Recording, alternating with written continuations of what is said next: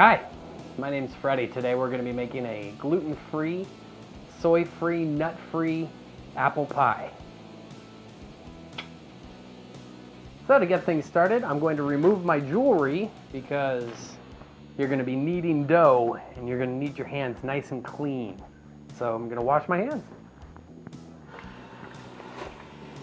When making dough, it's good to have a lot of dry, clean towels around because you're going to want a nice dry surface to work off of.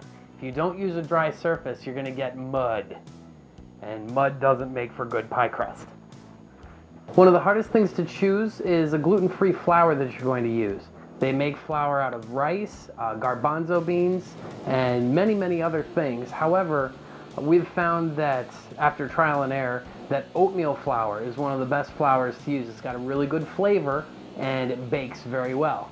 So we're going to take this entire bag of gluten-free oatmeal and mill it into flour.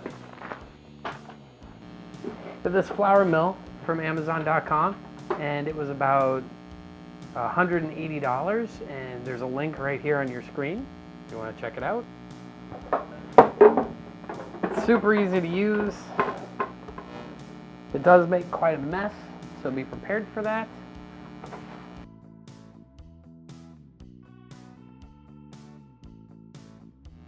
It's about $180, but it's well worth it because it pays for itself. If you've ever seen gluten-free flour in the stores, it is ridiculously and unbelievably expensive. So this will save you a lot of money in the long run. I use a pastry brush to keep the hole down at the bottom from being clogged up. If it gets clogged up, you're not going to mill any flour.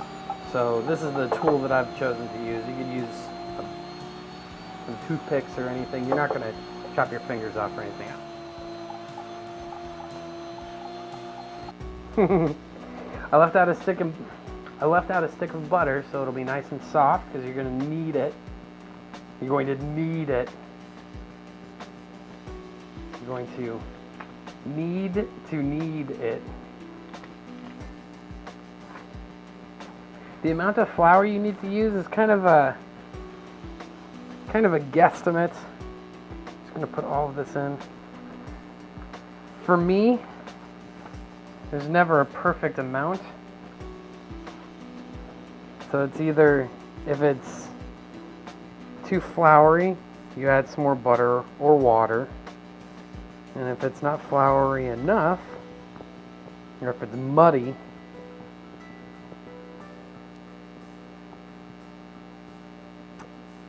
you add more flour.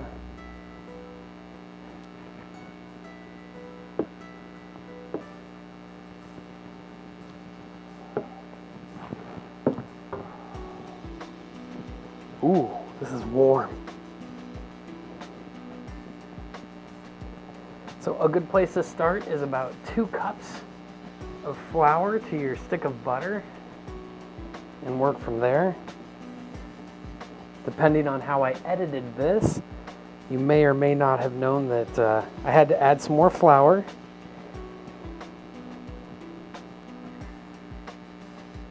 Dealing with gluten-free flour or different flours than wheat flour is going to feel a lot different if you've done this before with regular flour.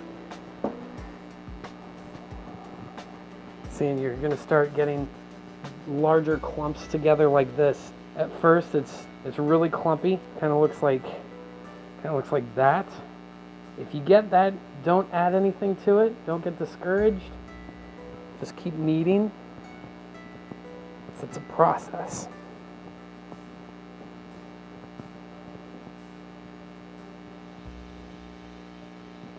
See, and then this actually, I can form this into a ball like that. But I think I want it a little bit more doughy than this. So I'm going to go and add about 2 tablespoons of water.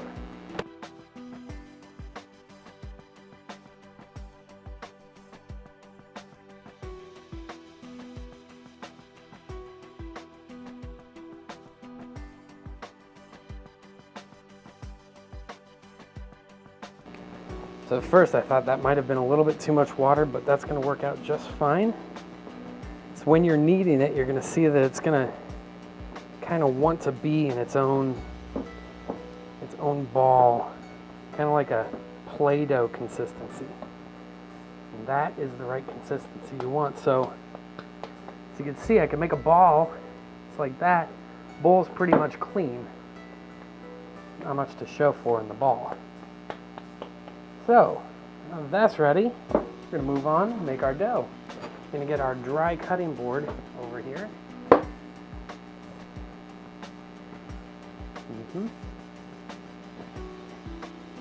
Tip I learned in restaurants is if you put a towel underneath your cutting board, it's not going to slide around as much on you. If you already know that, then good for you. You're ahead of the game. So I have lots of flour left here from milling it, and that's the flour I'm going to use. And dust the board graciously. Okay, and that's nice and dusted. You're going to make a big mess, but that's good. You take your dough ball that you had, and I rip off about a quarter of it and throw that in the bowl, and I'm going to use that later. Then I just whack this into a ball and then kind of flatten it to a hamburger patty. And then bam, slap it down. Probably going to get into a copyright problem with that. Bam. Put some flour on top.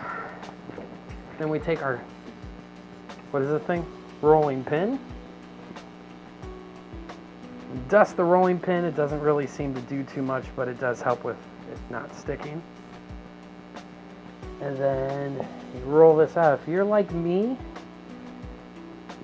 just a couple years ago, I hadn't had any real experience rolling dough out. So I've learned that if you just start in the middle, you work your way outward with medium pressure, you're going to get less sticking like that. You get a nice flat dough. And be cautious of the little pieces that stick to your rolling pin. That'll wreck your day. I don't know if it'll wreck your day, but depends on the day you're having, I guess.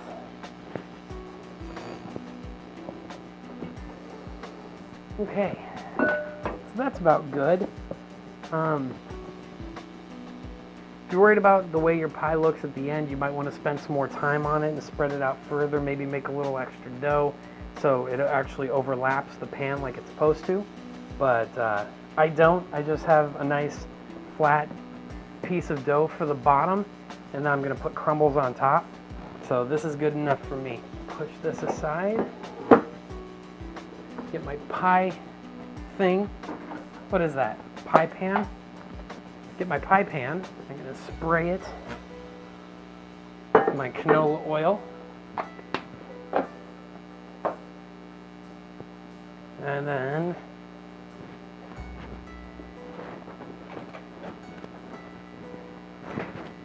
take the spatula.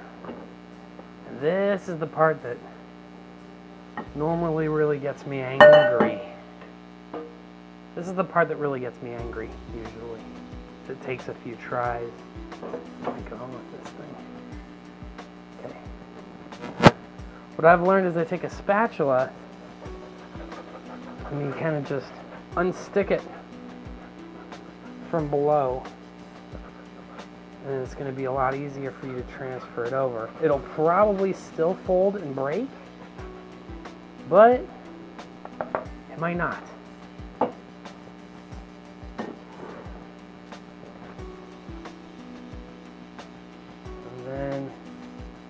With some luck, use my hand and the spatula and just kind of slide that puppy over. Yeah. Whoo! Also, with gluten-free flours, especially rice, transferring this over is really, really hard because it's going to break apart on you, and that will ruin your day. So, like I said, I'm not too concerned about how decorative or pretty it is. If you want to, though, by all means, you can You could actually go around the whole thing if you'd like and pinch extra dough all the way around it. Or use a fork and make decorative marks. All kinds of stuff you can do. You want to get 6 to 8 good-sized red apples for your apple pie. You can use Fuji, Gala, and Honeycrisp has turned out to be a very good choice as well. Thoroughly wash these apples and rip out the stems.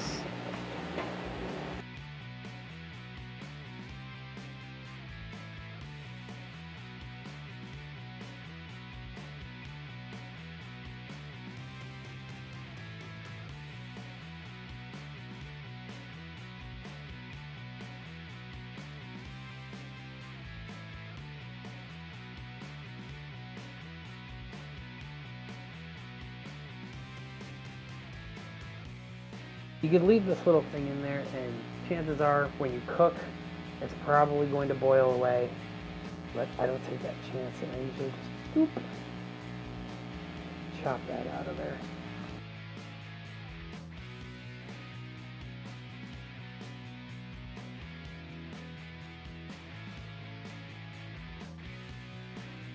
And then I chop these puppies into cubes. Like, yay. It's a good size cube, just bite size. Pick them up and toss them in the pan. We'll get to those in just a second.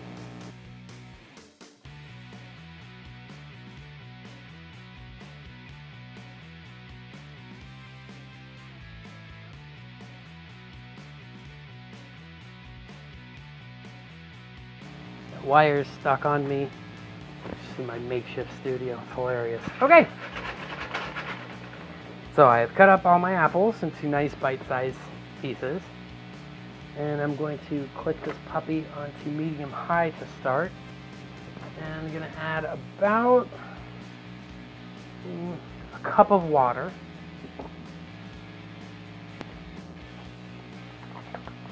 And I'm just going to pour in a generous amount of sugar. If I was to measure it out, it'd probably be about a cup to a cup and a half.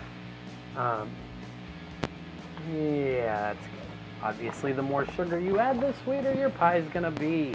Durr. Then we take our cinnamon,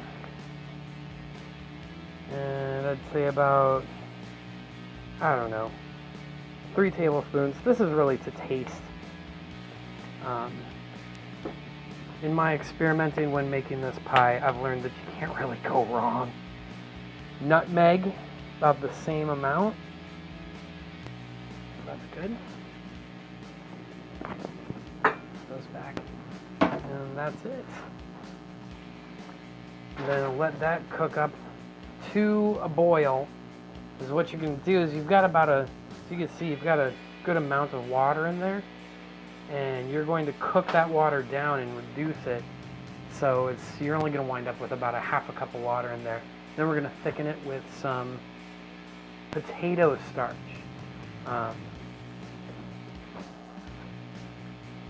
Okay, and I can hear that that's already starting to get warm, so that's super duper. Splashed on myself, and that's why I have my splashed on myself. That's why I have my apron from Goodwill. Cost me $1. Looks like I'm making ice cream. Ice cream is also delicious with this pie. Can you tell this isn't scripted? Not even a little bit. I should rethink that. Next one.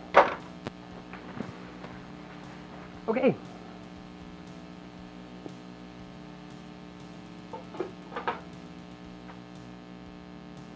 So we're going to use a thickening agent that we're going to make out of a little bit of water and some potato starch. I forgot if I said this before. You can also use cornstarch, use potato starch. Yeah. Let's get potato starch, you can get that at the store. We use potato starch because we also have an intolerance for corn. So we try not to use too many corn products, including high fructose corn syrup. So we just put in about 1/8 of a cup of starch to our 1/2 a cup of water. Cold water works better. And mix it up.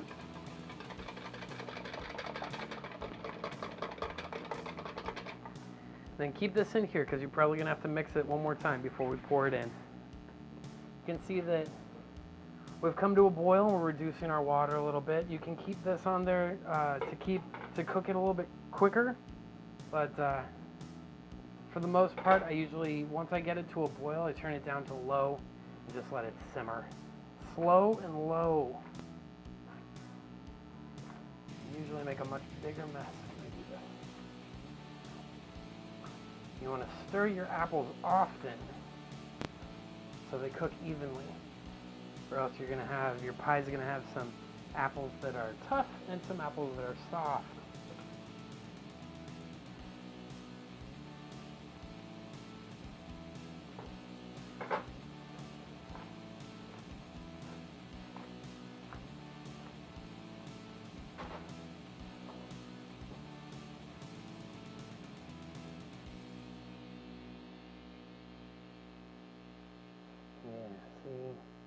Okay, so let's try one of the medium-sized apples and see what it's like.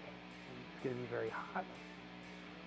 Ow, ow, ow. Ooh, ooh, it's good. Ow, hurt. It's good. It hurts. As you can see, it's still boiling in here. I'm going to shut off the heat first. And I'm going to take my starch and water mixture and give it another little stir.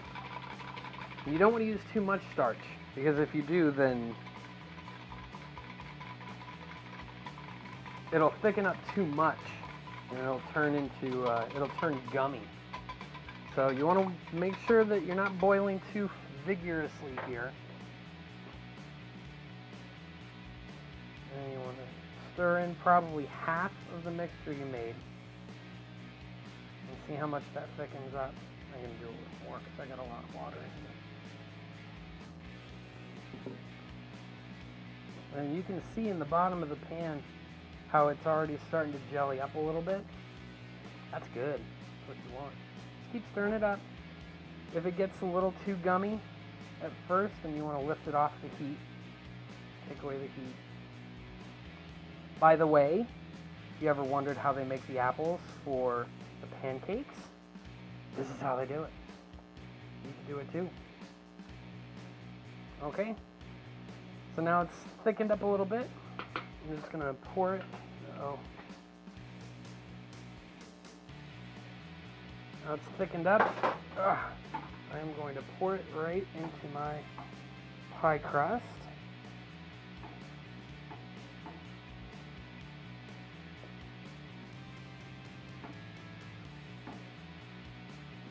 And I've noticed that if you fill it too full, it's going to boil out in your oven, and that makes a mess. So make sure you don't fill up your pie crust too much. Uh-oh, I may have.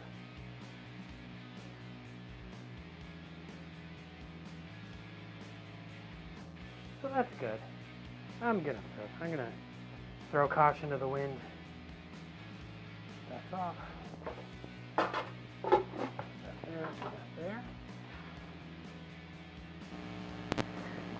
You have a couple crust options of what you can do. You can use, you can flatten out another piece of crust, like this leftover ball and stuff. You can make this back into a hamburger patty. Well, I'm doing a terrible job, but that's okay, because that isn't what I'm going to do. But basically, you can make this into a hamburger patty, and then flatten it out and put it back on your cutting board and roll it out, and then take a butter knife and slice it into slices and carefully lift it and put it on top of your pie. If you do that, I suggest that you take 1 egg and mix it up, and then that paintbrush that we used. I should really do a face shot for this, but I'm not going to. Use that paintbrush that we used to mill the oatmeal flour and just paint it on top of the pie. However, what we're going to do is use crumbles on top. So we've got that other piece of the dough ball that we didn't use for our dough. And as you can see, just because of the pieces that came off of the rolling pin, it's pretty crumbly as it is. But if you just put crumbles on there like this, it's not going to taste all that great. It's just going to be extra crust. So what I usually do is to about this amount that's left, I'm going to add about a cup of sugar. And just mix it all together. And you're going to have some nice, crunchy, tasty crumbles on the top. If it gets too powdery, which this might be too powdery, this is going to be too powdery, but that's perfect because you get to see what too powdery looks like. If it's too powdery, then you get some more butter and just knead the butter in. And we have some nice crumbles. They're not too doughy, but they're not too dry. Just kind of streusely, if that's an adverb that I can use, which I don't think it is. I can use the word streusely. And we're going to take our crumbles and just gently crumble that on top, and it does help to make sound effects.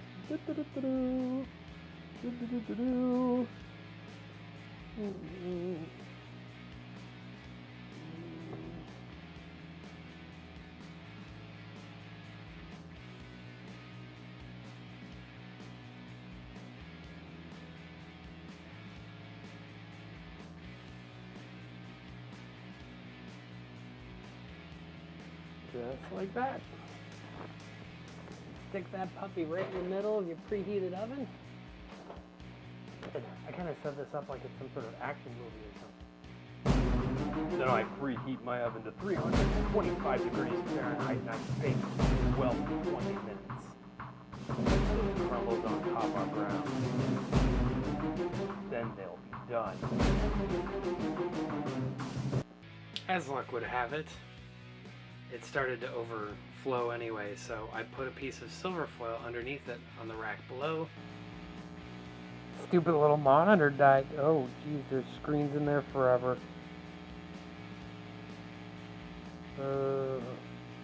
That's gonna make me sick. Anyway.